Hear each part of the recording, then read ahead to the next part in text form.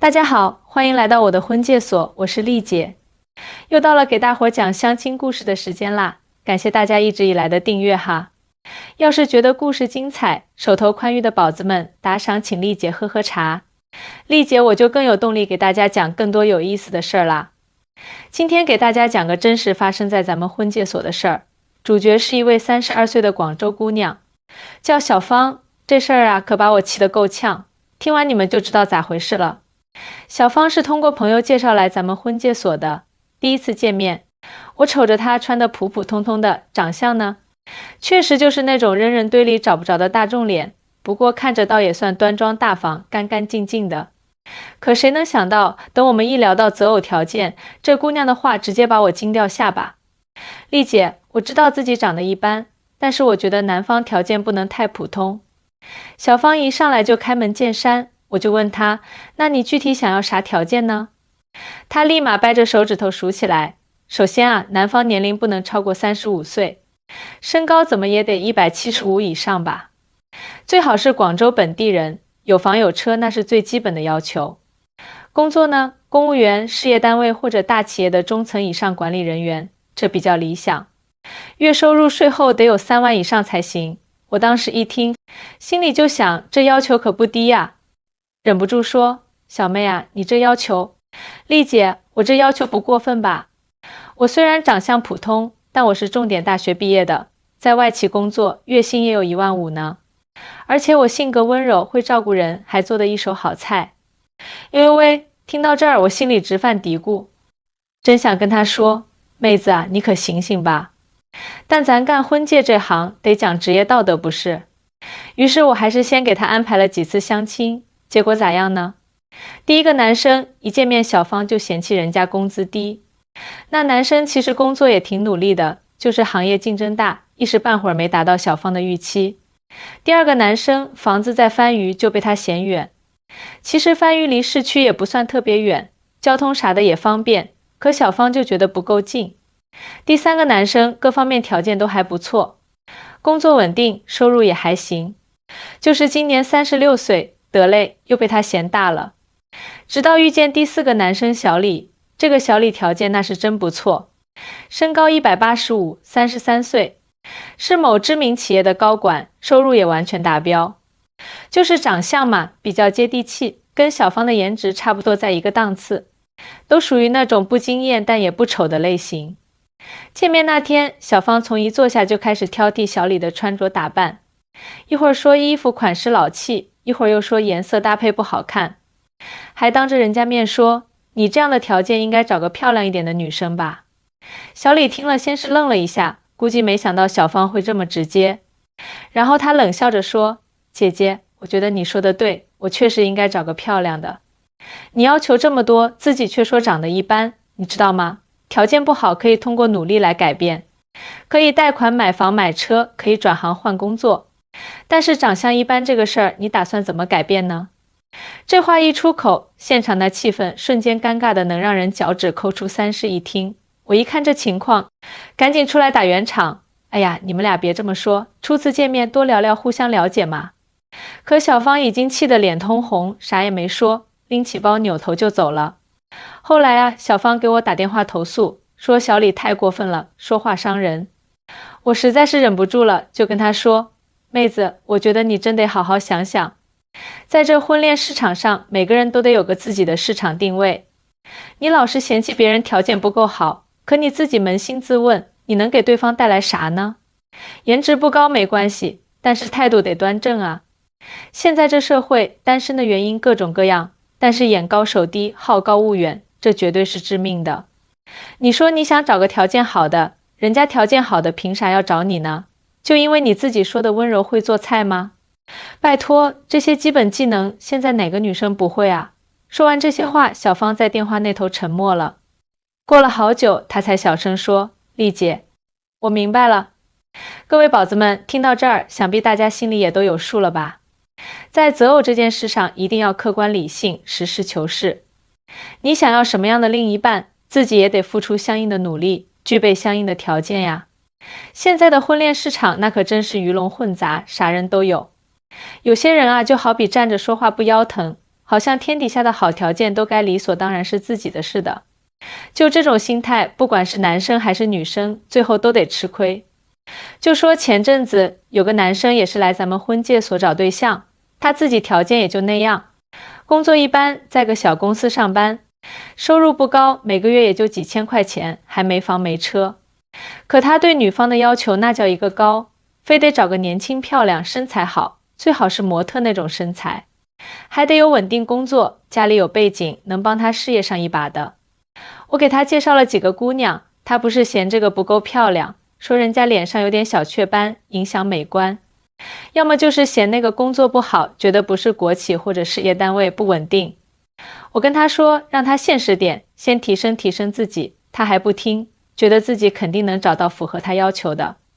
结果呢，到现在还单着呢，每次一有新的相亲机会，他还是抱着那套高标准不放，错过了好多本来可以深入了解的机会。还有个女生，自身条件其实还不错，工作稳定，在一家不错的公司做行政，收入也还行，一个月1万出头。就是眼光太高，要求男方必须是海归，有自己的公司，资产1000万以上，还得身高180以上，长得像明星。我给他介绍了几个条件不错的海归，要么是他觉得人家创业初期不稳定，担心以后经济上有风险，要么是觉得人家身高差点意思，就差那么1-2厘米，他就觉得不满意。就这么挑来挑去，错过了好几个合适的人。现在年纪越来越大，可还是没找到对象。家里人都着急得不行，他自己有时候也开始焦虑了。但一到相亲的时候，还是忍不住挑3拣4。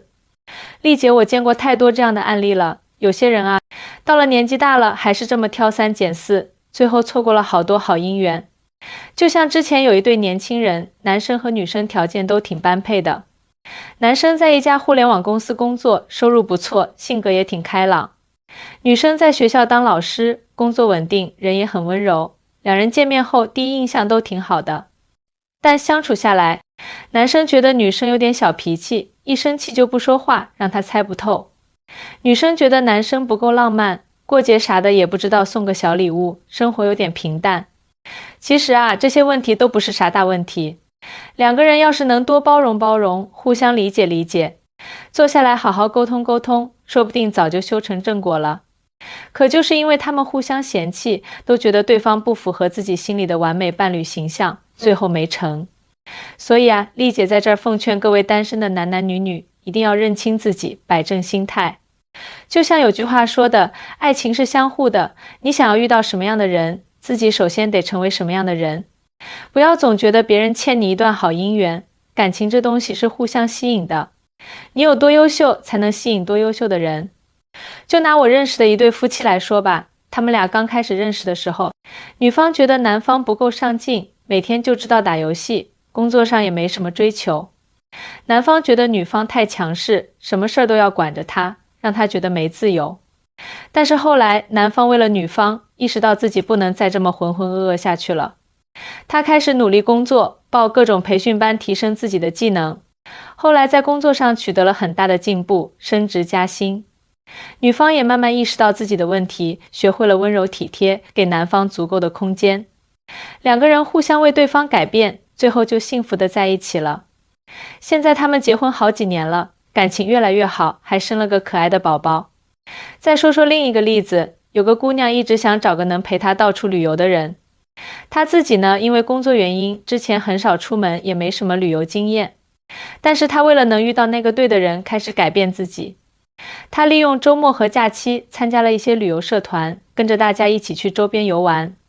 在这个过程中，她不仅提升了自己对旅游的了解，还学会了摄影，拍出来的照片可好看了。后来在一次旅行中，她认识了一个同样热爱旅游的男生。两个人一拍即合，一路上有说有笑，分享着彼此的旅行经历和趣事。现在他们经常一起出去旅游，去了好多地方。国内的名山大川，国外的异域风情，都留下了他们的足迹，可幸福了。这就说明啊，你要是想找到理想的另一半，自己就得朝着那个方向努力，不能光想着坐享其成，等着别人来满足你的要求。回到小芳这个事儿，她其实自身条件也不算差，重点大学毕业，在外企工作，收入也还行。要是他能把心态放平和，别那么挑剔，说不定早就找到合适的人了。像小李这样条件不错的男生，虽然说话有点直接，但他说的也不是没道理。小芳要是能反思一下自己，说不定还能和小李有进一步的发展。可就因为他一直抱着那种高高在上的心态，最后不欢而散。现在好多人在相亲的时候都只盯着对方的缺点，却看不到自己的不足。就好比照镜子，只看到镜子里的人，却看不到镜子外的自己。这样下去，怎么能找到合适的对象呢？在相亲过程中，大家应该多一些理解和包容，多看看对方的优点。每个人都有自己的闪光点，也有自己的不足之处。要是能互相欣赏、互相扶持，这感情才能长久。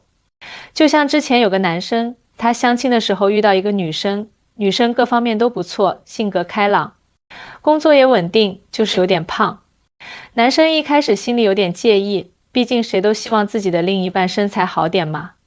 但是相处下来，他发现女生性格特别好，很善良，也很体贴。有一次男生生病，女生忙前忙后，照顾得无微不至。男生就慢慢被女生的内在品质所打动，接受了女生的身材。现在两个人感情可好了，还经常一起去健身，互相鼓励，一起变得更好。还有个女生，相亲对象是个程序员，平时比较木讷，不太会说话。女生一开始觉得没什么共同话题，跟他聊天总是感觉很尴尬。